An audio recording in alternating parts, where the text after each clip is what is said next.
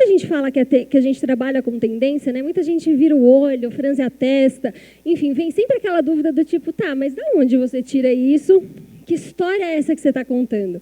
E aí a gente fala muito que tendência não é futurologia. Gente, tendência, quando a gente começa a aprender a metodologia, você começa a entender que nada mais é do que um estudo de recorrência de padrões. É um estudo diário que todo time faz.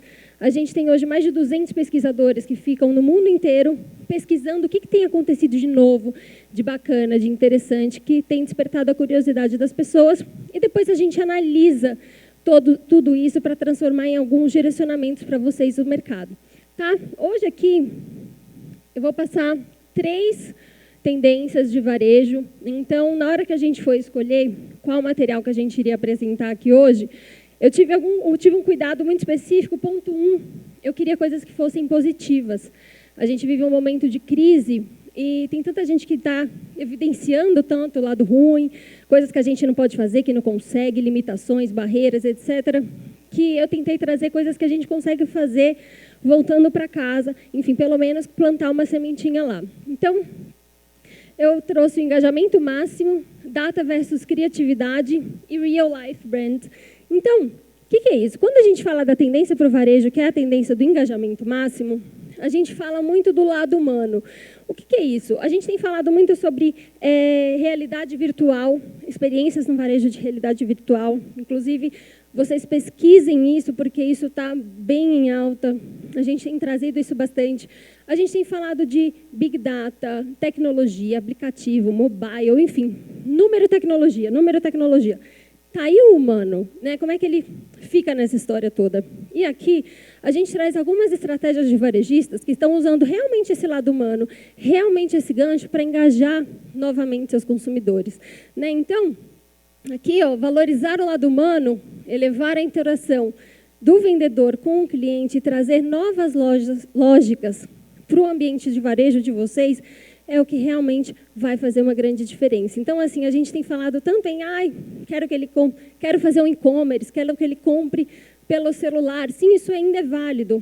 Mas, gente, hoje, um dos principais desafios nossos, enfim, do varejo, do mercado, é como a gente faz para criar, de novo, consumidores leais, né, que voltem nessa marca, que escolham essa marca mesmo quando tiverem outras infinitas possibilidades ao lado para poder escolher. Alguém aqui conhece essa marca, Amém Papa?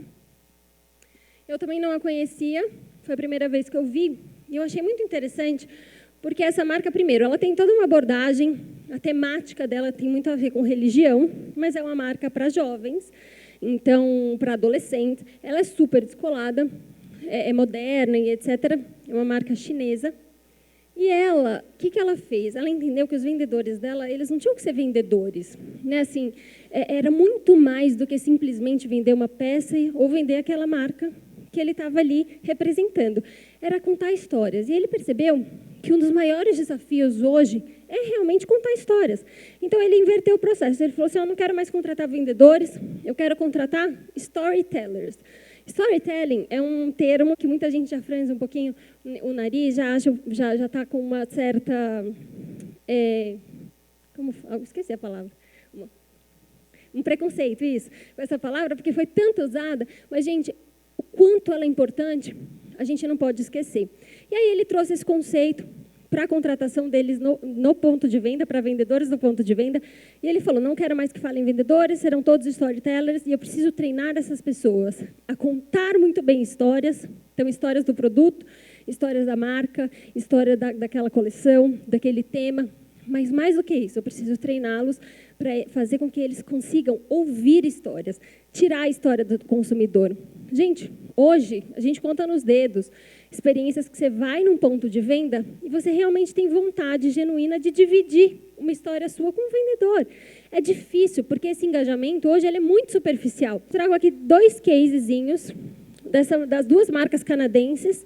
A primeira delas chamada KitchenAce, que é essa daqui. O que ela fez? Essa é uma marca de básicos premium, então de uma qualidade excelente, mas de roupas básicas. E ela falou, o criador dessa marca, ele é filho do homem que criou a Lululemon, que é um sucesso de vendas no exterior, de roupas de ginástica.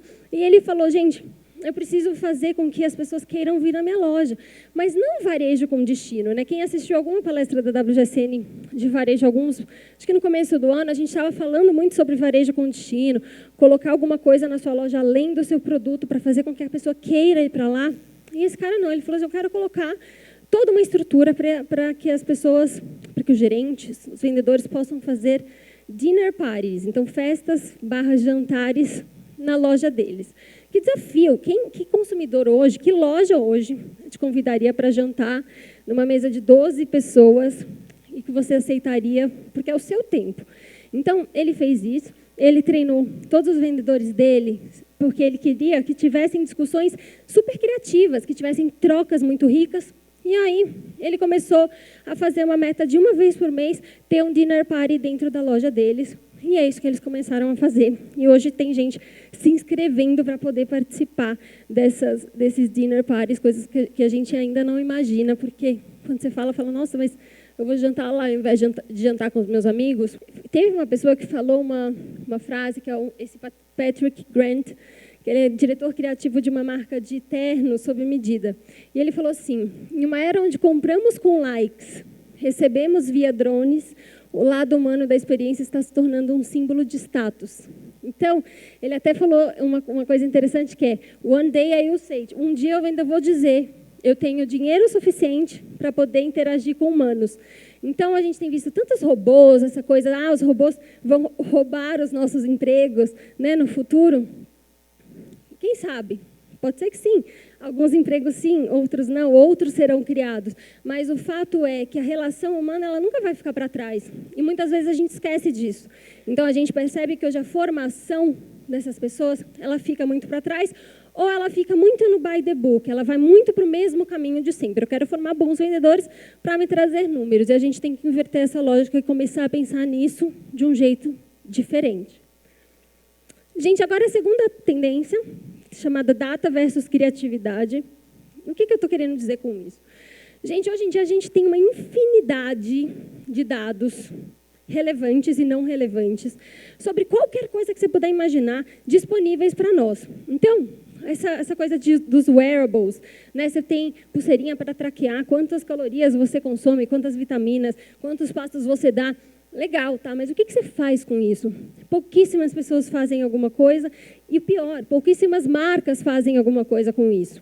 E isso é muito sério também, porque a gente está vivendo, a gente vive uma era da Big Data, da informação. Então, as pessoas que não trouxerem esses dados que estão disponíveis o tempo todo e que muitas vezes a gente nem percebe, nem dá atenção para parte criativa, emocional, para dar realmente um ponto de relevância, para dar uma base. É diferente quando você traz um dado e você traz um apelo emocional junto.